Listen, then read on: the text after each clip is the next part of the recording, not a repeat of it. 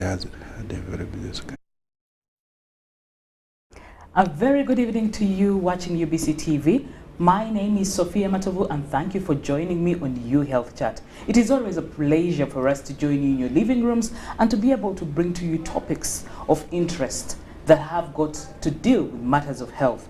Now, today, DNA testing actually is currently one of the hottest topics that is trending on social media. That much you will agree with me. But besides that, it is also a major cash cow for laboratories out there. That is also a fact. Families are falling apart due to the outcome of the results that they are getting from the DNA tests. Today in studio with me is Dr. Freddie Bwanga, a senior lecturer at Makerere University College of Health Sciences and the laboratory director at MBN Clinical Laboratories. Our topic of discussion is why do you need to do a DNA? Because we want to help to be able to demystify a little bit, to be able to give you the facts about it, as opposed to us going wild with what is specifically running around. Let's first be able to demystify. Let's get the facts, the myths and the misconceptions right about DNA. And I'm not the expert in this area. Doctor, a very good evening to you. Thank you, Sophia. Okay. Now let's start with the normal cliche questions. What is a DNA? Because certain times I know it has a very medical related definition, but break it down for the layperson to understand. Okay. So DNA is an abbreviation for a complex word which people can find on Google, but generally it's deoxyribonucleic acid. But that's a complex word, so let us stick to it as what? DNA for this show. Now, DNA is the molecule of life, or the tape of life. That means every living cell or living thing has some DNA inside itself. Be it a human being, be it a tree, be it a virus, be it a cow, a goat, a bacterium, each of those has what? Has DNA in its what? In its cells. Now, a person's DNA is got at birth. That means when our mothers conceive us in their wombs, what actually happens is that the new forming person, actually the first cell receives a tape of DNA from the father and a tape of DNA from the mother. So those two tapes come together and they form the first cell. So that first cell has those two tapes of DNA. One came from the father, one from the mother.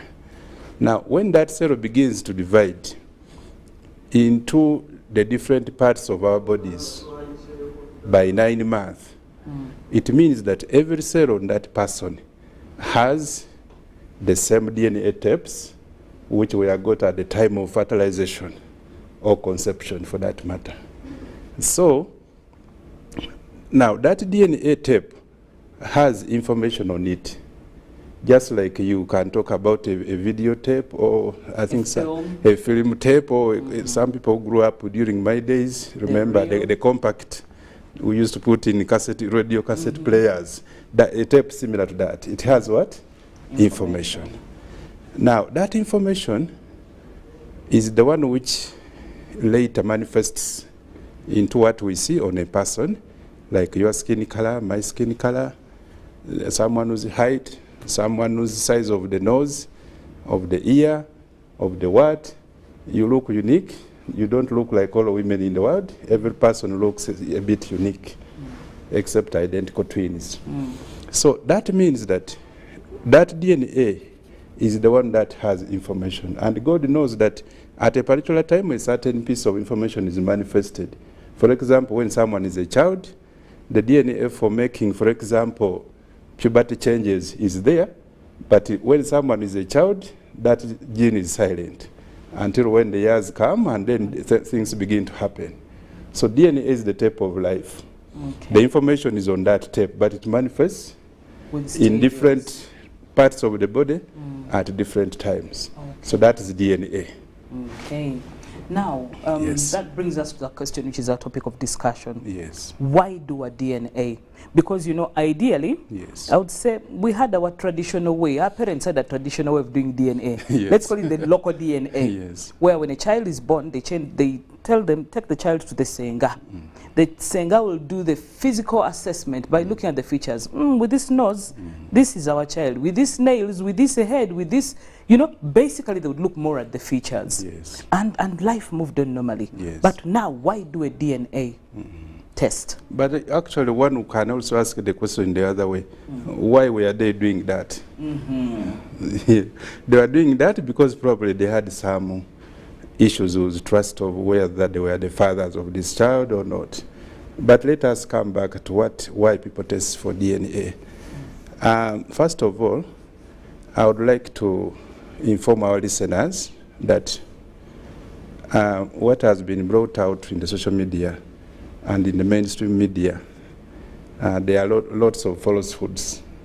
For example, even I heard when you introduced, you said families are what? Breaking. And for your information, the people who normally come to do DNA are not normally, majority of the people are not coming from families. But the handful that have emerged in the media, the one who, as usual, bad news makes what? News. News. Yes. When a dog bites a person, it's not news. When a person bites a dog, it is news. So that's the scenario that has actually happened. So people do DNA for various reasons, which I decided to group into 5. One is peace of mind, DNA testing. Now, this happens when, for example, a certain alleged father or man is doubting whether he is the father of a particular child.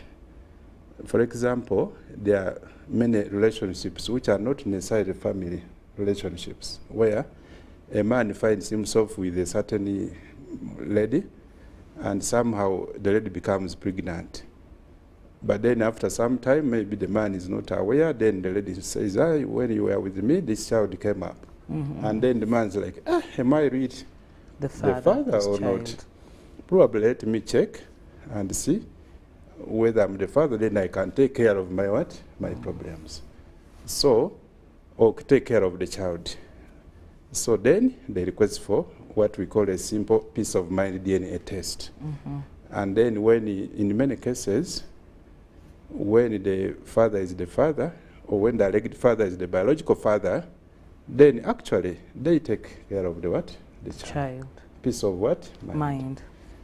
Occasionally, small, tiny percentage, this child is coming from an established family.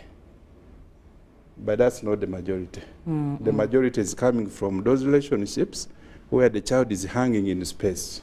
It's not clear who the father of this child is, and the father also doesn't want to commit himself before he what? He confirms. So those are probably the commonest peace of mind DNA what? Tests conducted. Now, the still under peace of mind, the mother of the child may not be sure of who the biological father of this child is. Sometimes the mother said, around that time I had more than one friend, and I don't know exactly who made me pregnant. So she will also request for a DNA test with a particular man, and then we find the truth, and then she's happy with the results. And then she will be able to, they will be able to take care of that child. Sometimes the relatives are the ones who are not sure. So the relatives can actually put up a very big wall. I think the ladies who are watching my presentation now know this very well. If the relatives say, that child is not ours. Oh, the other one is our child, but he or she is lost somewhere. If that claim comes up from relatives, the lady who is in that family, her life is very difficult until something is done to prove or to disprove. Still under peace of mind, sometimes the mothers think the hospital has swapped for them the children. So they will put up a claim against the hospital that when we gave birth, you swapped our TV, call it what? TV. Our ultrasound showed a male, and you've given us a girl. Female. Our TV showed our ultrasound showed the 2, you have given us 1. So those kind of problems are there. The only way to solve that problem is by conducting a DNA. In all of this we have so far discussed, the beneficiary is actually the child. The child who is hanging in space is the ultimate what? Beneficiary. However, many of our people have not yet conceptualized this fact. And to round up that point, in the majority of the tests that we do, the alleged father actually turns out as the biological father. The percentage hangs somewhere between 60 to 70% that the tested man is the biological father. And you can imagine, we have had cases where a mother has been traumatized in the home for 16 years. That's the one on record, I know. From the time of birth, the father of this child said that that child is not mine. 16 years. So this lady, when we read the results for them, the lady burst into tears. Because I think it was tears of joy, I think. Because the problem, the 16-year-old problem had been solved. This is why, for the lack of a better word or phrase, we grouped those kind of scenarios as peace of mind DNA tests.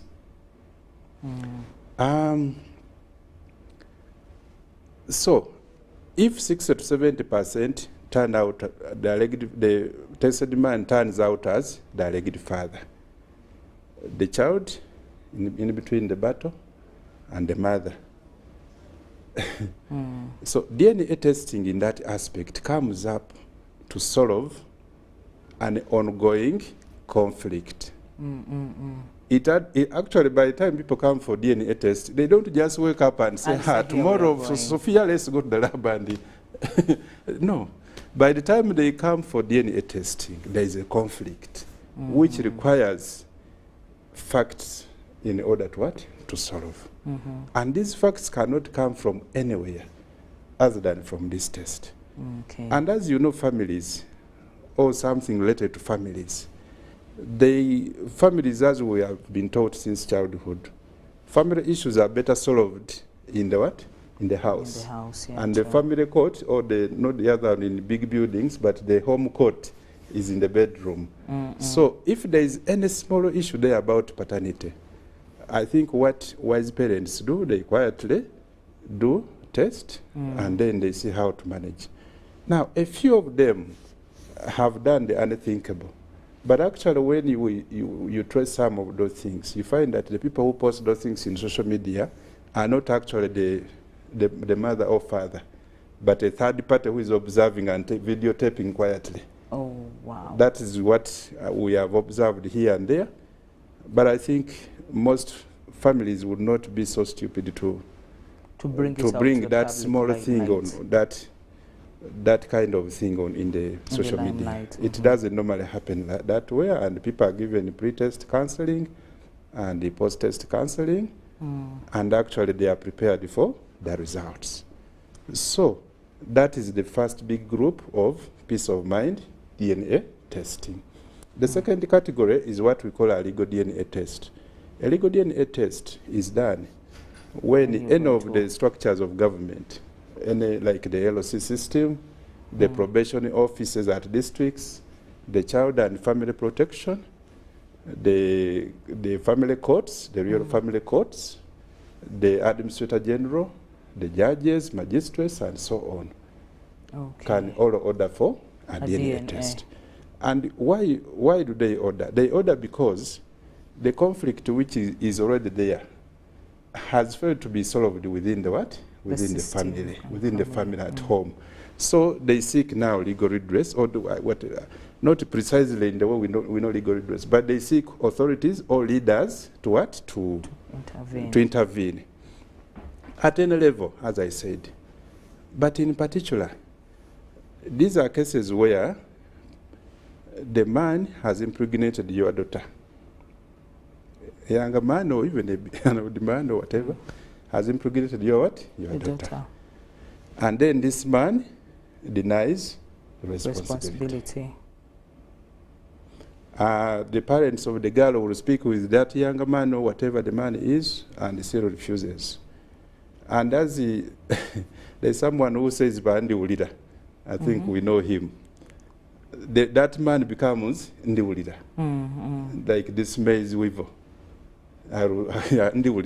Now, in that way, the authorities go for that man and arrest him, or compel him to do a DNA test to prove the paternity of that child is denying responsibility for. And the statistics doesn't change. In about 60 to 70%, the child is normally for that man. On the other hand, there are many cases and scenarios where a mother of a child or her parent actually come for your son and say your son is the one who made our daughter what? Pregnant. And even before you know, the police is around you or handcuffing the son and taking him. Your son, your teenage son. And I don't know how many such scenarios come up, but there are many.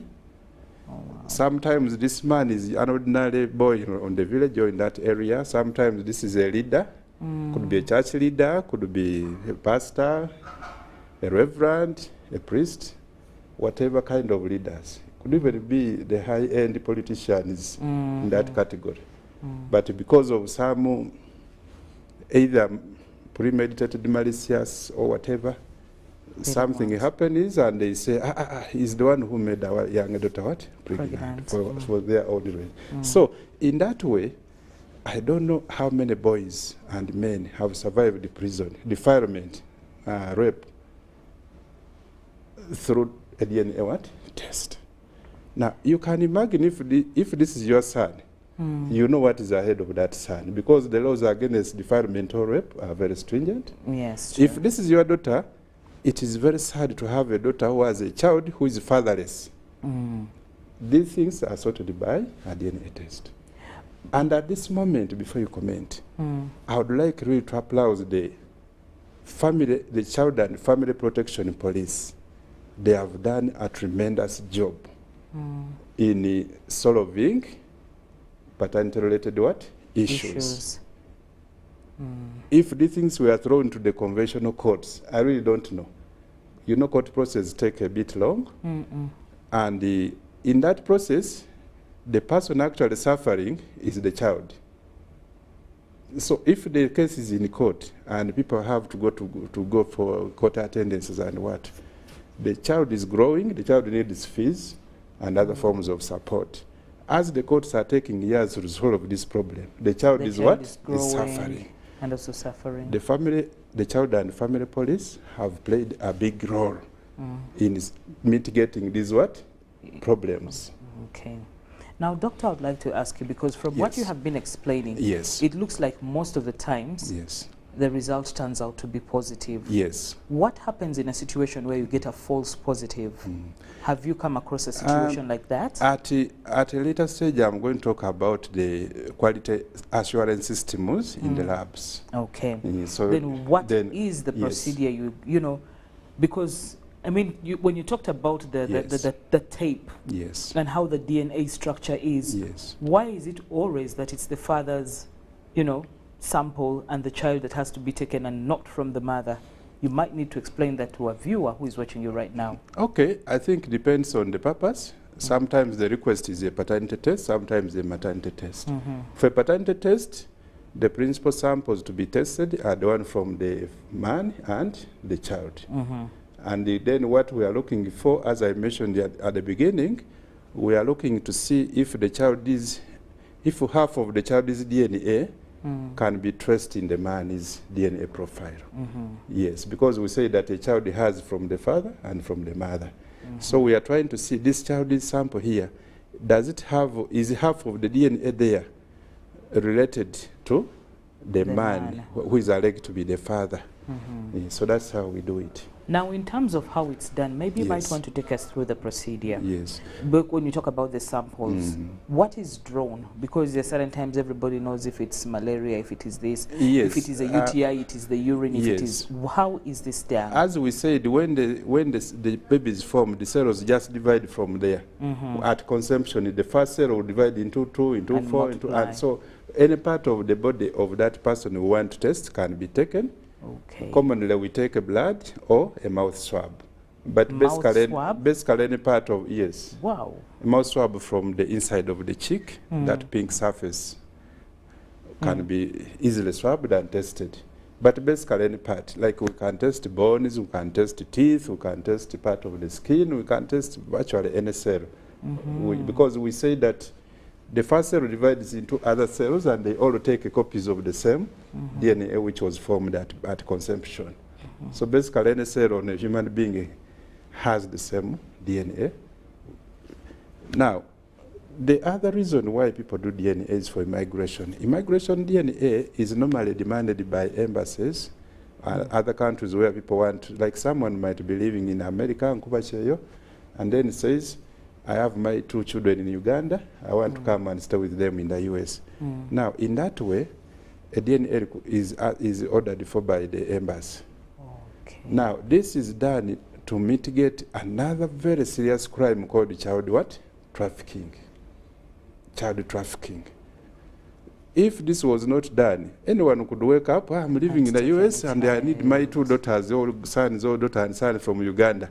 You can see the confusion that would be there. Yeah, but true. because of this DNA test, the embassies will first ask that parents, in that alleged parent, let me put it that way, to confirm that actually he is the biological parent of The child. the child is claiming to be his or hers. Okay. And that is a very important. The other one is, the reason why people do DNA testing is DNA profiling. Now, DNA profiling means that any man or woman, commonly a man, can walk to the lab and have their DNA tested and profiled. The profile is given back to that person, and it's kept on the will, or it is kept with his family lawyer, or friends, or with even the wife. Now, in the event of death, it is not uncommon to find that some mothers emerge when men die. They either emerge immediately during the burial, or even when people are being prayed for in churches or in whatever parliament or whatever, they emerge. Now, when they come and say this child was also for the late, they have a genuine reason why they are claiming so, because they feel that if truly this child is for the late, the child has a right to inherit part of the late is what? Property or estates. So in that way, if this profile of the late is there, then it is easier, this child is tested, and then the profile compared with the existing profile already, and then we are able to establish whether this late man was actually the biological father of the child, and the child at least gets her belonging into this family. Okay.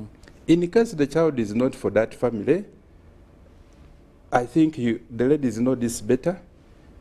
The widow is the one who suffers the burden of the so many children brought after their husbands are dead, or after her husband is dead. So you are a widow, you're already mourning your husband, then they bring 3 other children immediately. And these are children who probably, maybe they are his, maybe one or more, or all are not his. But you see, the most amicable way to solve this is to perform a DNA test and compare with the existing profile if any. In case there is none, we can still do something. We can compare with existing children or grandparents of that child and so on. But if the profile was there, it is what they call the low-hanging what? Fruit.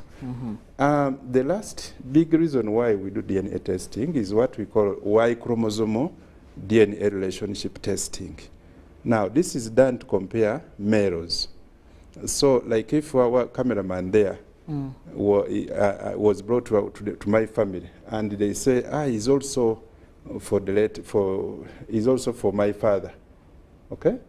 And maybe my father is no longer alive. Okay, mine is alive as I'm speaking, but I'm assuming he's no longer. So if he's brought, the father is no longer there. However, what I want listeners to understand is that the Y chromosome is passed through the male lineage. Only men have the Y chromosome. So my grandfather, my father, and myself, we have the same Y chromosome.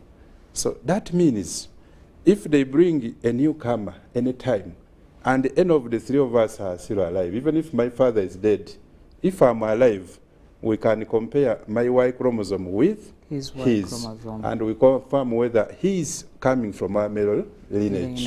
And then we are able to, he's also now able to get a family where he belongs. In an amicable way, no fights, no nothing. If I'm not there and maybe my father and myself we are dead, we can compare him with our grandfather, because we said it is from grandfather, father, and grandson. So those three generations, they share the same Y chromosome. So that is a very nice way to actually ensure that children are not left hanging in space without parents or without a belonging. That is great. So in conclusion of that those reasons, when people come out and say DNA is breaking families, they are not speaking the truth. And I'm appealing to every listener to open up your hearts, open up your minds, and learn this thing. We have heard it from the lowest commentator in social media to the highest. Exactly. But for me, I have been looking, and I say, I think I need to do something. And I'm happy you invited me here to clarify on these these things. The other percentage, which is smaller, where the father is not the father, those people undergo a lot of counseling. And a lot of times, when we speak with the mothers, they are able to actually remember who else could be the biological father. And when that person is brought, is also tested, and actually the child is actually found to be a biological child of that other father. So it doesn't, when one father is not my father, when one alleged father is not that child's father, it does not mean that that child has no father. The biological father is somewhere. And sometimes, ladies, as you are there in your family, someone can pass at the gate and say, that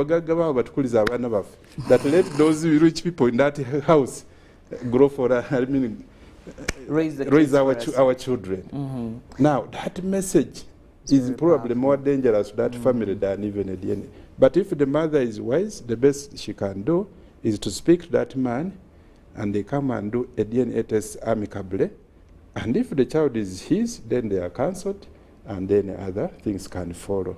So the small things that have ended up in social media, people are alleging everything, that the one who fell for, people are doctoring things into, that the other one fell from a building because of a DNA. But who verified that information? The other one has done a DNA, and out of the 10 children, 8 are not his. Where is that evidence? Exactly. So then one time we had that the percentage of non-biological paternity is 80%. That is not correct. We are speaking from an informed source. We have looked at the data, and we are extremely sure that 60 to 70%, the test turns out the man is the father. Okay. Thank you very much. Now, I would like to ask, do you do a confirmatory test before issuing out the results? Now, that's a very good question. I think you are now asking about quality assurance. Now, the laboratories which do DNA tests, by the way, there are not many, because the quality assurance system is so elaborate to the extent that the test inevitably becomes a bit expensive, but not very as it used to be. But also, like laboratories which are accredited like MBN, in order for that result to qualify as an accredited result, when the first test shows that the man is not the father, the test is repeated independently from scratch to the end. And then the results of the two tests are and then what? Compared. By the time this report is issued, we are 100% sure that what was in the sample is what we are presenting. The risk of error is extremely small. Our results show they are 99.99. When we find the alleged father is the father, the accuracy is 99.99. When we find the alleged father is not the father, the accuracy is 100%.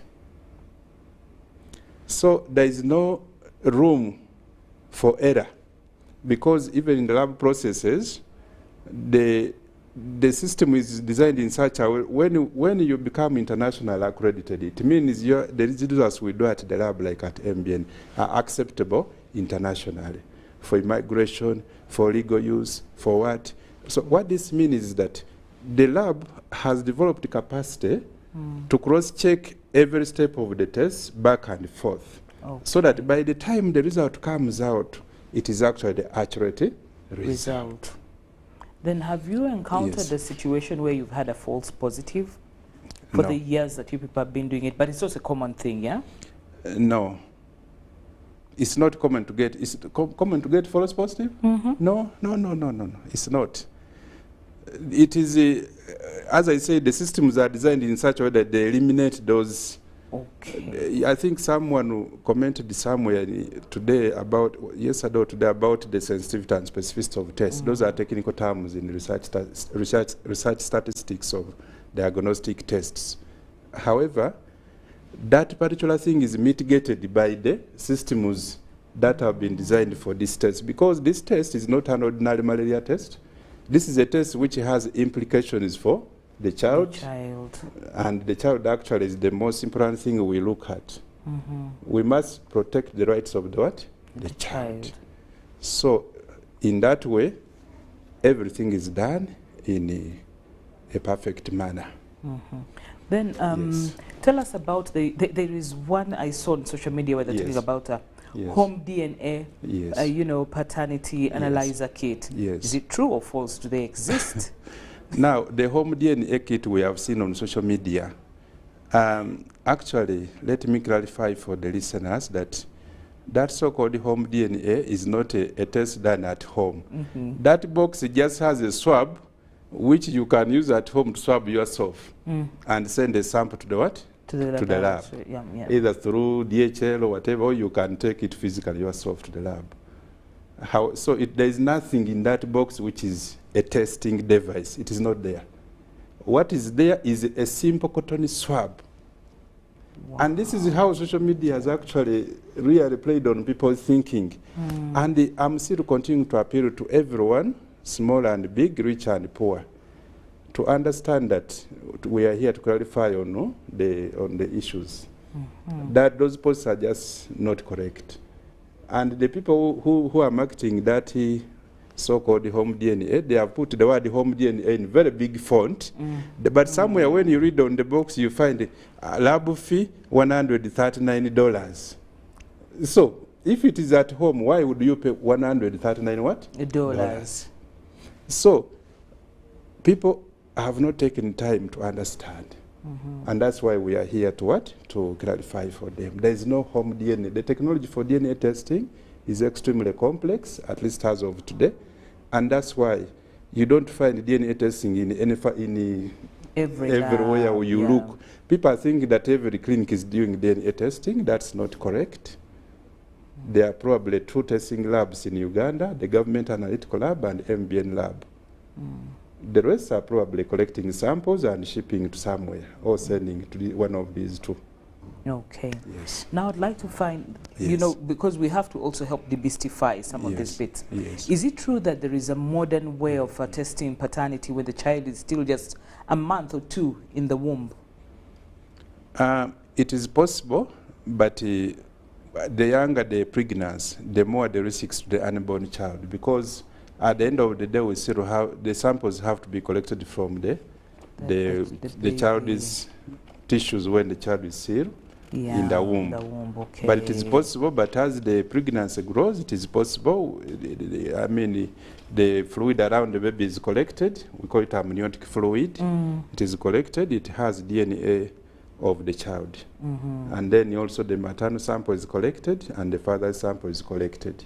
And then the three are tested, and then we are able to tell whether this father is the biological father of this pregnancy or not. It is possible, and it can be done even right here in Uganda. Okay. Yes. Now, when you talk about the samples, you did talk about the samples. Assuming somebody is able to get that the home DNA and they do the swab themselves. Yes. How are they supposed? Because I imagine there is a specific way in which somebody is supposed to deliver the sample to the lab. It's a small container. How can they safely do it in case they think that is the best option for them? It is as simple as brushing our teeth. So instead of directing the swab to the teeth, the swab is directed to the what? The cheek. To the cheek. And it is used, people swab for like a minute here. They get another, there are normally two cotton swabs in that box, another one for the right, another one for the left. Swab like for a minute and put it there to dry and put it back in the box and send to the lab. However, I would like to inform our listeners that the quality of a DNA result is 60 to 80% dependent on the quality of the sample. Therefore, if a sample is collected by someone, by himself or herself, and brought to the lab, actually in our accreditation system we don't cover that sample under the international accreditation, because the samples that are accredited are those, the results that are accredited are those where the samples were collected by one of the laboratory staff or one of the accredited laboratories in the world. So, for example, if we want to test a sample and the person is in America, we have a network in the world. We can direct them to an accredited lab, and the samples are collected and shipped to Uganda, to our lab for testing. So, but these samples which are self-collected can be inaccurate, because you never know the intention of that person who claims that they have collected. They could have collected their brother or their neighbor and then put their name that they have collected a sample from themselves. And actually, in international accredited labs like MBN, those samples, we take a special note that they are not covered under accreditation, and so the results probably are not suitable for any legal use or anything else. And also, when they are brought, they sign a legal instrument to confirm that when the samples were collected and they were in their hands, no tampering with the samples happened. So in that way, they are held responsible for the accuracy, because the samples are kept in the lab for a long time. So in case of need for retesting, we can still go back and retest, or even maybe include another lab to cross-check that same sample. So those who are contemplating self-collection of samples should know that they must do it without doing those sort of things. Otherwise, the intention of your actions might harm you eventually or ultimately. Yes. Then how have you supported yes, you know, families, especially where certain times things will get way out of hand and the legal arm has to come in, or some level of protection has to come in? How have you, as the people who interpret these results, been able to support? Because actually, I know, of course, there is the pre-testing and there is the pre-counseling, you know, the counseling sessions. But how else have you supported? In the event that, for example, the family courts invite us to give expert witness, we actually go and give that expert witness. And in case maybe sometimes maybe a mother and a father comes for the test of that child, and then maybe when the results are ready, they are called to pick, and one of them doesn't come on time, no problem. Whoever comes at that time gets a report, but also the other one gets a report. So that it's not that there is any maybe mother who is oppressed, no. The tests are done professionally, the services are offered professionally to the benefit of maybe all the stakeholders. And how has this, doesn't it affect the children who are within, because you imagine the most, I think I would say the saddest bit is sometimes by the time people decide to go and have this test, the child is grown, Yes. the child understands, and the Yes. child is going through a Yes. process and asking themselves lots of questions. Yes. How have you been able to support and manage? Those people actually undergo psychosocial counseling before and after the testing. And I can tell you that every child was fathered by someone. So through that interaction, actually the biological father somehow emerges. So, of course, the child would have gotten used to this other family. But I tell you that we get very few cases where people are coming from families to what? To test. I think many of us who have families, we don't really, we assume everything is okay. So those few where the suspicion has been too much to guarantee or to force people to come for a test. I told the majority of them actually the child is for what? Is for the father. But some few, the child is not for the father. But the mother might be having an idea of probably who the father is. Wow. And so through this actual support, then they are hoped to, and I don't think it is true that whenever a man finds out that this is not his child, that the family breaks down. It is not as simply said as that. I think anger is a natural reaction to bad news in human psychology. Exactly. So, if the man gets this news and is a bit angry at that moment, it doesn't mean he has actually chased away the mother, with all the other children are going to suffer now in the family. That's not normally what happens. They can, but these are a handful. They are not many. They are very few. Most of the people who test are those where a child is hanging somewhere.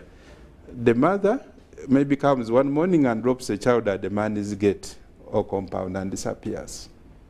And then probably this alleged father doesn't even remember very well the events that happened.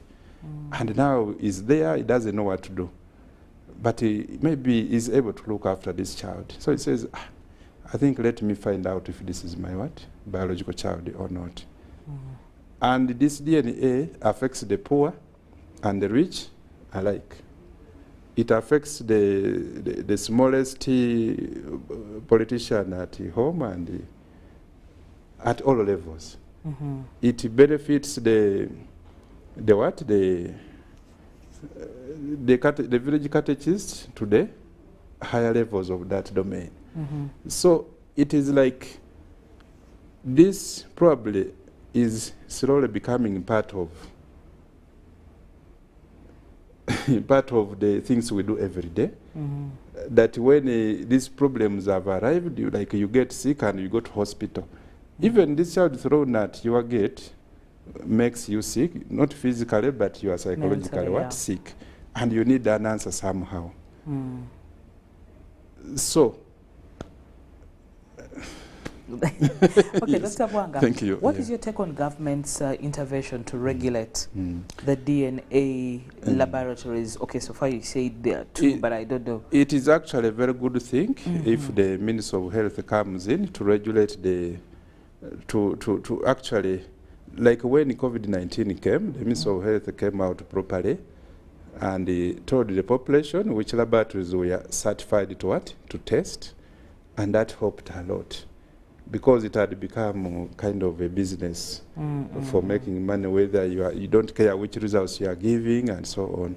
So if the Minister of Health comes in to regulate this, that's a very good thing. And probably more players will come on board who are going to do this work professionally, not to do it the way probably things might happen in case everyone is left just to do as they please. As they please. But with these benefits that we have gone through, it is actually a good thing for our country to arrive with this technology. This used to be done only abroad. And I think many Ugandans think that it's only done what? Abroad. But I'm here to assure you that the tests are done in Uganda. The Government Analytical Lab has been doing DNA for over 20 years. MBN has been doing DNA testing for the last 10 years, since 2012. So the technology has come, and it's worldwide, and it benefits the children ultimately, who are hanging in what? In space. Okay. Yes. Now, what is your final take on the issue of the hullabaloo that is going around on social media? On social media. For me, my appeal to all the people who are listening, I hope I've made you to understand a bit of this DNA testing issue. And I would like to request you to change your thinking about it, if you have understood what I have explained. You know, they tell us in history that in the mid-centuries, the church was believing that it was the sun that moves around the what? The earth. And that scientific dogma was held for many years, for millennia, that the sun was the one moving around the what? The earth. But one scientist called Galileo Galilei invented what they called a long-range periscope, a machine like a microscope, but which sees things which are far. And he was able to show that actually it is the sun that rotates around the what?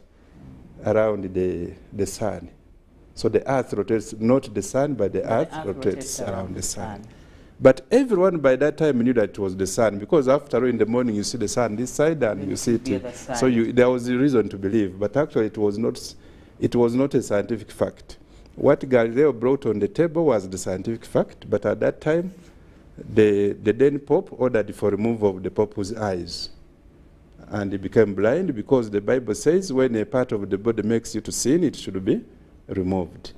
And so at that time, Galileo Galilei had committed a sin. So his eyes, which made him to sin, were removed. In 1992, I think the then Pope apologized to the family of Galileo Galilei. So I would like to appeal to the listeners that sometimes what you see on the surface is not the truth. The truth lies somewhere, and what I have, at my age, what I have mentioned is the what? The truth. Thank you very much. Okay, thank you so much, Dr. Fred Bwanga. Yes. Freddie, we can't take this for granted. We do really appreciate.